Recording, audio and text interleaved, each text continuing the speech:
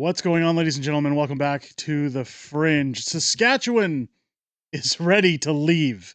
I know people say, Alberta, you talk about Alberta, they've apparently been ready to leave for a while, that it's not going to happen. It is happening. In fact, the more that this circus from Mark Carney, as after all, every circus needs a Carney, continues, the more it's only going to rise and stoke the flames of independence throughout the country. Multiple provinces, including Saskatchewan, Alberta, Interior BC, Manitoba, other provinces also toting the same discontent with their federal government and floating the idea of a possible referendum vote. Numbers are starting to gain in steam. In fact, Saskatchewan is said to have more people in favor of independence, we'll say, than Alberta. Now, that would, of course, go into the larger population of rural voters versus municipal.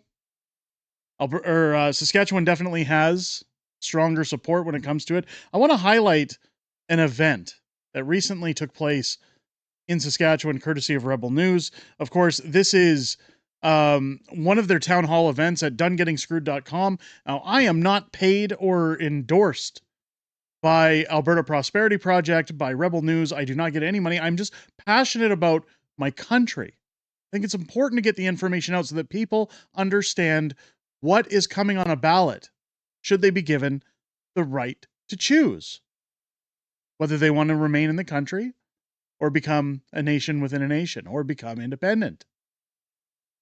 I want to take a look at what happened here at Rebel's Town Hall. Now, speaking of town halls, keep in mind that tonight I will be live streaming the Alberta Prosperity Project's Town Hall in Red Deer. Hopefully we get some questions answered.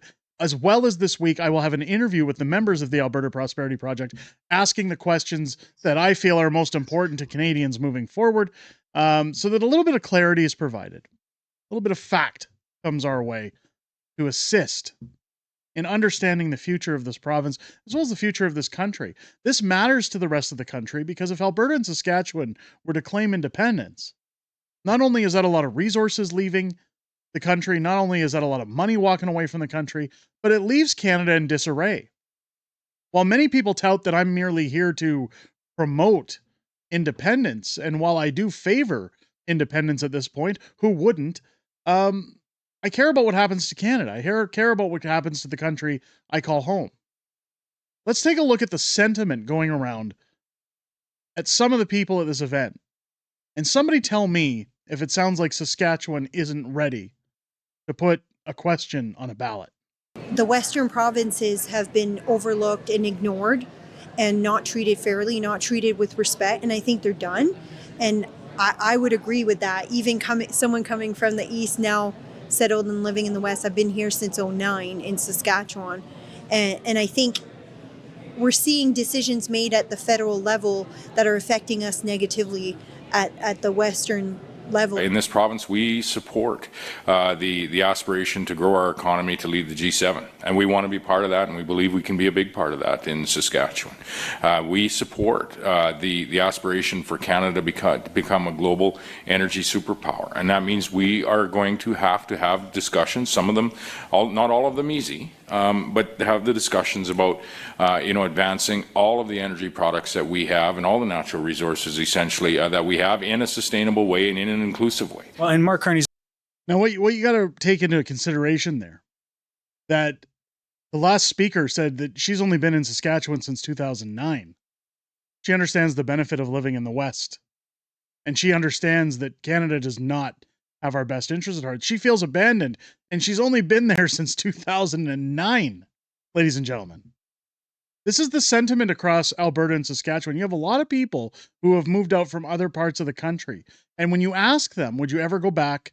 It's nothing against those other provinces. It's nothing against eastern provinces. But you ask people, would you ever go back? They look at the quality of life. They look at the job creation. They look at the somewhat livable lifestyle that they have, at least what their lifestyle offers in contrast or comparison to other provinces. There is what's called what we call here the Alberta advantage or the Western advantage.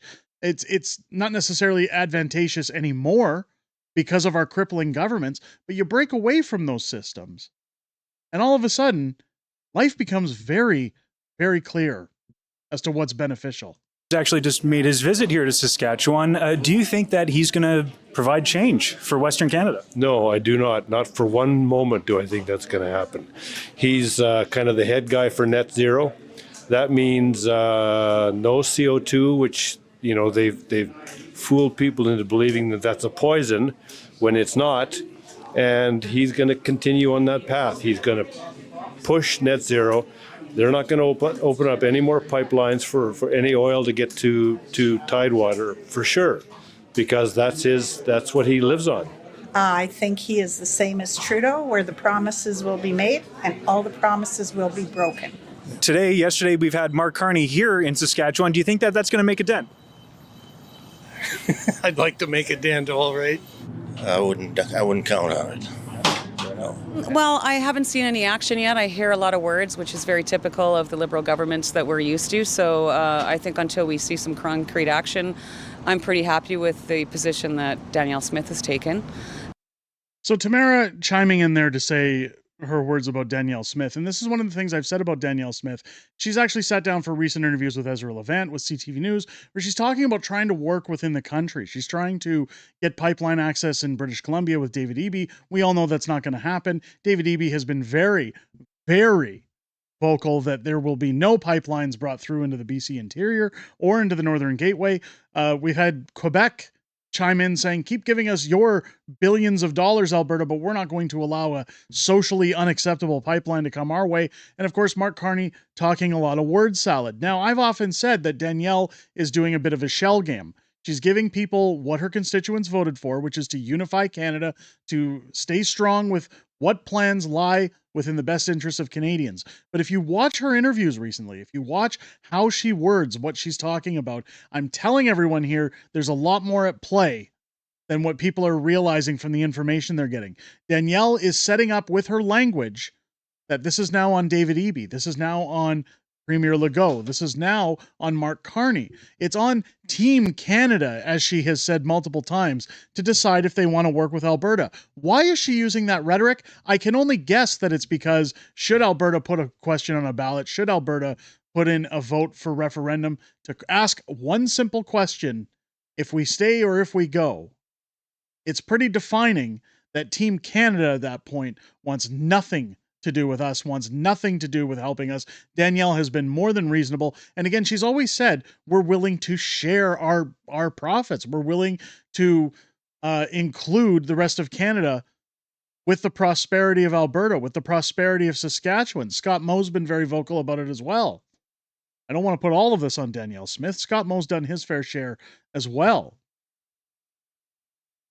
What's important to realize here, and Rebel News has done a heck of a job. If one of their town halls comes to your city, you should go check them out again.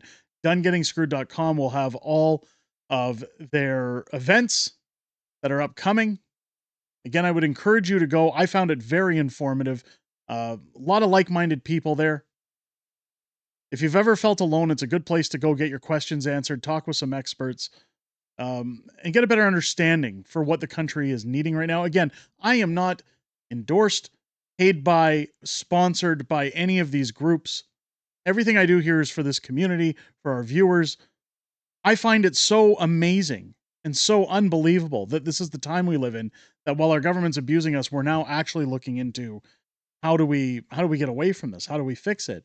I wanted to show this graph because we've shown a lot of different graphs in terms of the independence movement. Now, this graph says 6 reasons for Alberta separation. We're seeking independence. This isn't about separation. Separation's Quebec's thing. Congratulations, Elbows Up Canada. You have very successfully turned long-time Albertans away from Canada to the point that we'd rather be part of the United States than Canada. Independence first, but anything is better than staying in this abusive relationship. That is the best way to summarize it. Here's the top reasons. $20 billion a year leaves Alberta. Alberta sends billions to Ottawa that never come back. In fact, we've shown that on the channel here. It only comes back to the tune of about $3 or $4 billion. Blocked projects cost us $500+ billion every year. So for all the people who say, oh, how would Alberta sustain itself? How would Alberta take care of itself as its own independent nation? $500 billion is already leaving Alberta, and that's while we're a part of Confederacy. Imagine if we had a baseline tax system. Imagine if we had policies in place that were friendly for more businesses to move their head office, their companies, their accounts to Alberta, to create to have job creation. I almost said to create job creation. That would have sounded weird. The prosperity of an independent nation that actually does what's necessary for its citizens and constituents rather than taxing them to death and treating them like a battery farm. This would be exponentially beneficial. That $500 billion alone in block projects would help get a lot of work done. Ottawa makes the rules, Alberta pays the price. Federal laws punish our economy, culture, and our industries. There's no voice and no respect. We have 12% of the population and 0% real influence. Again, we've talked about electoral reform on the channel many times. We'll never get it. No politician, not even Pierre or a conservative, will put it through because it is political suicide. It would destroy their job, their chances, and politicians might actually have to work for a living to get your vote across this country rather than just focus on a small portion of Ottawa and Quebec. It says here that we can thrive on our own. We have the energy and the talent to build lasting prosperity. Our children can't afford the future. This is the most important one, at least for myself. Young Albertans are locked out of homes and for opportunity. We spoke on this channel the other day about how migrants are getting thousands and thousands of dollars a month while our veterans go unnoticed, while our children can't afford to buy homes. In fact, it said on the government's own websites that migrants are more likely to own homes in the near future as well as currently in Canada because of said programs, because of the fact that some immigrants get upwards of $9,000 a month, while our veterans are on the streets and told, if you're having an issue, we have medical programs for you that can just remove you from this planet. We're living in a clown world. All of these things support why it is important for Alberta, for Saskatchewan, for Interior BC, for Manitoba, to talk about either the Western Republic of Canada or at least their options when we have an abusive government that is negligent, that wants nothing to do with this, that wants nothing to do with fixing the problem, that has no interest. Enough is enough. Saskatchewan is speaking up. Alberta is speaking up. How long would you give it before the rest of the country becomes enraged when Mark Carney continues to ignore this subject? In fact, the only time Mark Carney has actually answered to this is by saying that he was born and raised in Edmonton, and he knows that if a question were asked to him, he knows the answer no matter what. He would stay a part of Canada, which is essentially him saying, continue to take my abuse, just be Canadian. That's not the way this is going to fly anymore. At least that's the sentiment I'm getting from people across the province, people that we're seeing statistically that are going to these town halls, that are speaking up. The younger generation knows what it's like to have nothing. They are going without. They've never seen the good times. The older generation knows what those good times look like, and the older generation wants those times back. I think a lot of this will fall onto the older generation coming around as a question gets passed around on a ballot, and the potentiality for success amongst the younger generations is astronomical. I think that once they see the benefit, once they see what they actually stand to gain from independence, it's only a matter of time, ladies and gentlemen, before this abusive relationship with our federal government comes swiftly to an end. Let me know what you guys think down below in the comments. Are you going to be joining us on the live stream for Alberta Prosperity Project? Are you anxious to see what happens, whether you're from Alberta, Saskatchewan, the rest of the country, the United States? Boy, are we ever growing our audience in the United States these days. Thank you to all of our viewers around the world who join us here on the channel. Let me know your thoughts down below. If it's your first time here, I hope this video's earned your subscription. Make sure as you're hitting that button, you click your bell for all notifications. Join me live here on the channel each and every Friday night for Friday Night Fringe, my weekly live streaming show, where I'm joined by the beautiful Mrs. Fringe as we go back and forth throughout all of politics throughout the week and everything that we know that's coming ahead, as well as Q&A back and forth within the greatest YouTube community on the platform.